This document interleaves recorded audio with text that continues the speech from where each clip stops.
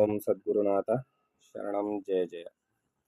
ಓಂ ಸಚ್ಚಿದಾನಂದ ಶರಣಂ ಜಯ ಜಯ. ಎಲ್ಲರಿಗೂ ನನ್ನ ನಮಸ್ಕಾರಗಳು.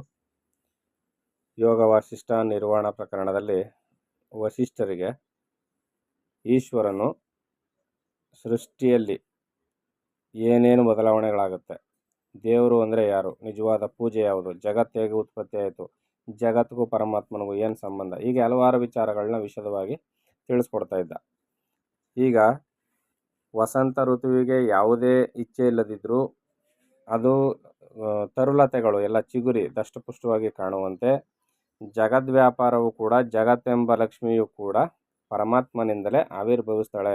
ಯಾವ ಥರ ಆವಿರ್ಭವಿಸ್ತಾಳೆ ಅಂದರೆ ಅಲ್ಲಿ ವೈಭವದಿಂದ ಆವಿರ್ಭವಿಸ್ತಾಳೆ ಅಂತ ಇಲ್ಲಿ ಹೇಳ್ತಾ ಇದ್ರು. ತ್ರೈಲೋಕ್ಯವೆಂಬ ಈ ಜಗತ್ ಸಮೂಹಗಳ, ಜಗತ್ತು ಮೂರು ಲೋಕಗಳೆಂಬ ಈ ಜಗತ್ ಸಮೂಹಗಳ ತಾತ್ವಿಕ ಸ್ಥಿತಿ ಏನು ಎಂದು ವಿಚಾರ ಮಾಡಿ ನೋಡಿದರೆ, ಈ ಜಗತ್ತಿನ ಸ್ಥಿತಿ ಏನು ಅಂತ ತಾತ್ವಿಕವಾಗಿ ವಿಚಾರ ಮಾಡಿ ನೋಡಿದರೆ, ಸಮುದ್ರವೆಲ್ಲವೂ ಮೊದಲಿನಿಂದ ಕೊನೆಯವರೆಗೂ ಜಲರಾಶಿಯೇ ಆಗಿರುವಂತೆ, ಹೌದಾನೆ, ಈ ತುದಿಯಿಂದ ಆ ತುದಿವರೆಗೂ ಸಮುದ್ರ ನೀರೇ ನೀರಾಗಿರುವಂತೆ, ಶರೀರಗಳೆಂಬ ಜಲರಾಶಿಗಳಿಂದ ಕೂಡಿರುವ ಈ ತ್ರೈಲೋಕ್ಯವೆಲ್ಲವೂ ಮೊದಲಿನಿಂದ ಕೊನೆಯವರೆಗೂ ಚಿತ್ ಒಂದೇ ಒಂದು ಅಲ್ಲದೆ ಇನ್ನೇನು ಅಲ್ಲವೇ ಅಲ್ಲ. ಸಮುದ್ರವೆಲ್ಲ ನೀರೇ ನೀರಾಗಿರುವಂತೆ ಹೇಗಿದೆಯೋ ಹಾಗೆ ಈ ಮೂರೂ ಲೋಕಗಳು ಕೂಡ ಏನಂದರೆ ಆ ಚಿತ್ತು ಅಂತ ಕರೆಸಿಕೊಳ್ತಕ್ಕಂಥ ಪರಮಾತ್ಮನಲ್ಲದೆ ಬೇರೆ ಏನೂ ಅಲ್ಲ. ಅಲ್ಲಿ ಎಷ್ಟೆಲ್ಲ ಜೀವರಾಶಿಗಳಿರಲಿ, ಬೆಟ್ಟ ಗುಡ್ಡಗಳಿರಲಿ, ಮರ ಗಿಡಗಳಿರಲಿ, ಚಿತ್ತು ಮತ್ತು ಜಡ, ಆ ಚಿಜ್ಜಡ ಪದಾರ್ಥಗಳನ್ನು ಒಳಗೊಂಡಂಥ ಎಲ್ಲ ಬ್ರಹ್ಮಾಂಡವನ್ನು ಪೂರ್ತಿ ಏನೇನಿದೆಯೋ ಎಲ್ಲವೂ ಕೂಡ ಪರಮಾತ್ಮನಲ್ಲದೆ ಬೇರೆ ಅಲ್ವೇ ಅಲ್ಲ. ಸಮುದ್ರದಲ್ಲಿ ಬರ್ತಕ್ಕಂಥ ನೊರೆ ಗುಳ್ಳೆ ಅಲೆಗಳು ಎಲ್ಲ ನೀರೇ ನೀರಾಗಿರುವಂತೆ ಹೇಗಿದೆಯೋ ಹಾಗೆ ಎಲ್ಲವೂ ಪರಮಾತ್ಮನೇ ಹೌದು ಅನ್ನೋದನ್ನು ಇಲ್ಲಿ ಹೇಳ್ತಾ ಇದ್ದಾರೆ. ಇದನ್ನು ಕೇಳಿದಾಗ ಇದೇನೇನೋ ಹೇಳ್ತಾ ಇದ್ದಾರಲ್ಲ ಅನ್ನಿಸ್ಬೋದು, ಆದರೆ ವಿಚಾರವಂತರಾದವ್ರಿಗೆ ಮಾತ್ರ ಇದು ಸರಿಯಾಗಿ ಅರ್ಥ ಆಗುತ್ತೆ. ಅದರಿಂದ ವಿಚಾರವನ್ನು ಮಾಡಬೇಕು. ಶರೀರವೆಂಬ ಕಮಲದಲ್ಲಿ ಸೇರಿಕೊಂಡು ಇದನ್ನೇ ಸ್ಥಿರವೆಂದು ಭ್ರಾಂತಿ ಪಟ್ಟುಕೊಂಡಿರುವ ಮನಸ್ಸೆಂಬ ಭ್ರಮರ ಉಂಟು. ಏನು, ಕಮಲದ ಹೂವು ಅರಳಿರ್ತದೆ, ಅಲ್ಲಿಗೆ ಒಂದು ದುಂಬಿ ಬಂದು ರಸವನ್ನು ಹೀರ್ತಾ ಮೈ ಮರೆತು ಇದೇ ಸುಖ ಅಂತ ಮೈ ಮರೆತು ಕೂತ್ಬಿಡ್ತದೆ. ರಾತ್ರಿ ಆದಾಗ ಅದೇನಾಗುತ್ತೆ, ಕಮಲದ ಹೂವು ಮುದುಡಿಕೊಳ್ತದೆ, ಆ ದುಂಬಿ ಅದರಲ್ಲಿ ಸಿಕ್ಕಾಕೊಳ್ತದೆ.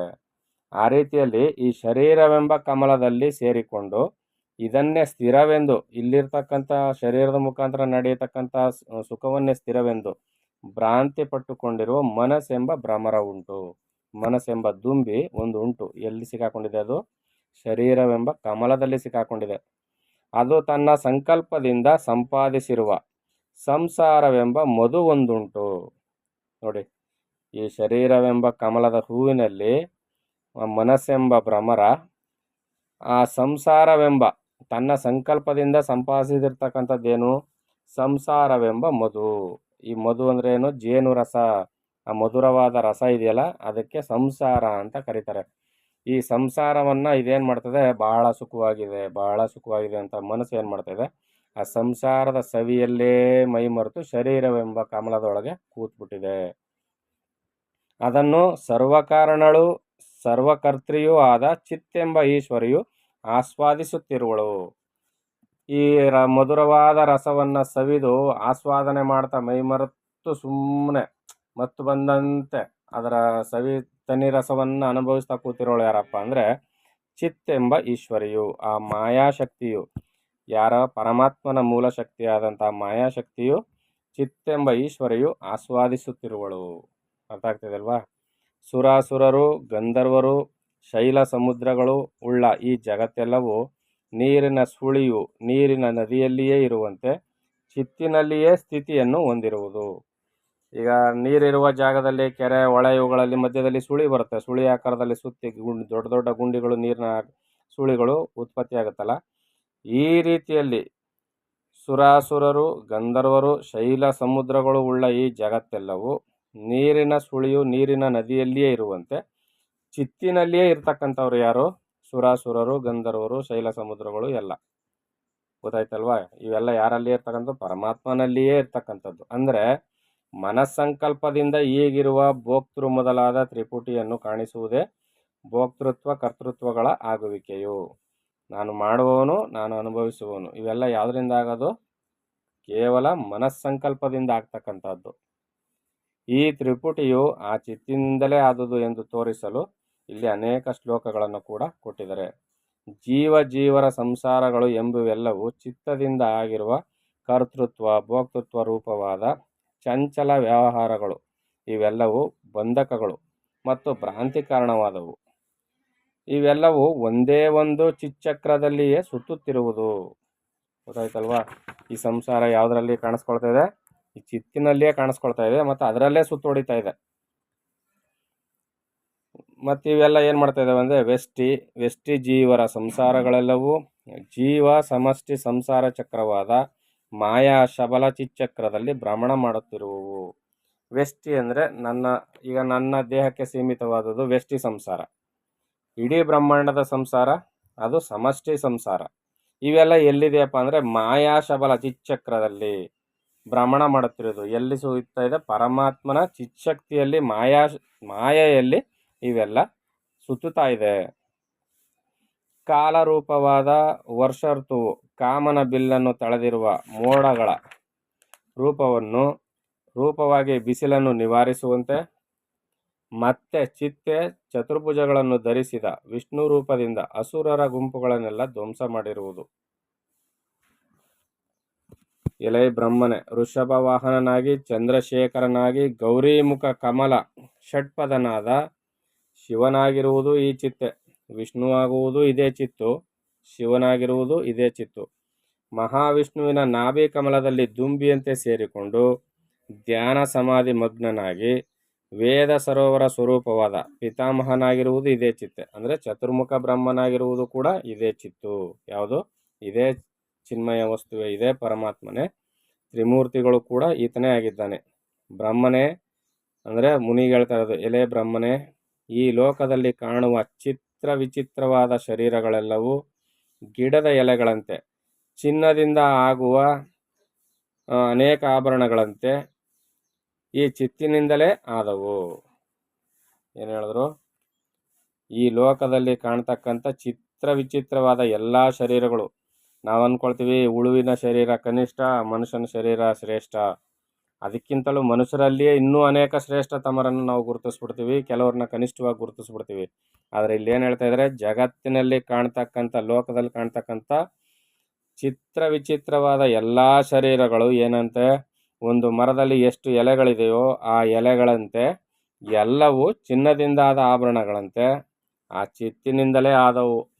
ಈಗ ಒಂದು ಮರದಲ್ಲಿರ್ತಕ್ಕಂಥ ಎಲೆಗಳಲ್ಲಿ ಈ ಎಲೆ ಶ್ರೇಷ್ಠ, ಈ ಎಲೆ ಕನಿಷ್ಠ, ಇದು ತುಂಬ ಉತ್ತಮವಾದದ್ದು, ಇದು ತುಂಬ ಚೆನ್ನಾಗಿಲ್ಲದೆ ಇರೋದು, ಇದು ಪವಿತ್ರವಾದದ್ದು, ಇದು ಅಪವಿತ್ರವಾದದ್ದು ಅಂತ ಏನಾದ್ರು ಇದೆಯಾ? ಎಲ್ಲಕ್ಕೂ ಆಧಾರಭೂತವಾಗಿರ್ತಕ್ಕಂಥದ್ದು ಮರ. ಆ ಮರದಲ್ಲಿರ್ತಕ್ಕಂಥ ಎಲೆಗಳು ಹೇಗೋ ಜಗತ್ತಿನಲ್ಲಿ ಏನೇನು ಕಾಣಬರ್ತಾ ಇದೆಯಲ್ಲ ಎಲ್ಲ ಶರೀರಗಳು, ಎಲ್ಲ ಚಿಜ್ಜಡ ವಸ್ತುಗಳೆಲ್ಲವೂ ಆ ಚಿತ್ತಿನಲ್ಲಿಯೇ ಆದಂಥವು. ಸಮಸ್ತ ಸುರರು ಬಂದು ವಂದನ ಮಾಡುವ ಪಾದಪೀಠವಾಗುಳ್ಳದಾಗಿ ತ್ರೈಲೋಕ್ಯ ಚೂಡಾಮಣಿಯಾದ ಮಹೇಂದ್ರನೆಂಬ ಆಟವನ್ನು ಕಟ್ಟಿರುವುದು ಇದೇ ಚಿತ್ತು. ಈ ಬ್ರಹ್ಮಾಂಡದಲ್ಲಿ ಚಿತ್ತೆ ಸೂರ್ಯ ಚಂದ್ರಾದಿ ತೇಜೋಮಂಡಲವಾಗಿ ಸಮುದ್ರದಲ್ಲಿ ನೀರು ಎದ್ದೆದ್ದು ಬೀಳುವಂತೆ ತನ್ನಲ್ಲಿಯೇ ತಾನೇ ಮುಳುಗುವುದು, ಉದಯಿಸುವುದು, ಸಂಚರಿಸುವುದು. ಏನು ಹೇಳ್ತಾ ಇದ್ದಾರೆ? ಸೂರ್ಯ ಚಂದ್ರಾದಿಗಳು ಹುಟ್ಟುತ್ತಾರೆ ಹೋಗ್ತಾರೆ, ಹುಟ್ಟುತ್ತಾರೆ ಮುಳುಗ್ತಾರೆ, ಹುಟ್ಟುತ್ತಾರೆ ಮುಳುಗ್ತಾರೆ. ಹೇಗೋ ಹಾಗೆ ಈ ಸಮುದ್ರದಲ್ಲಿ ನೀರು ಎದ್ದೆದ್ದು ಬೀಳುವಂತೆ, ಅಲೆಗಳ ರೂಪದಲ್ಲಿ ನೀರು ಎದ್ದು ಬೀಳ್ತಾ ಇರುವಂತೆ ತನ್ನಲ್ಲಿ ತಾನೇ ಮುಳುಗುವುದು, ಉದಯಿಸುವುದು, ಸಂಚರಿಸುವುದು. ಯಾವುದು?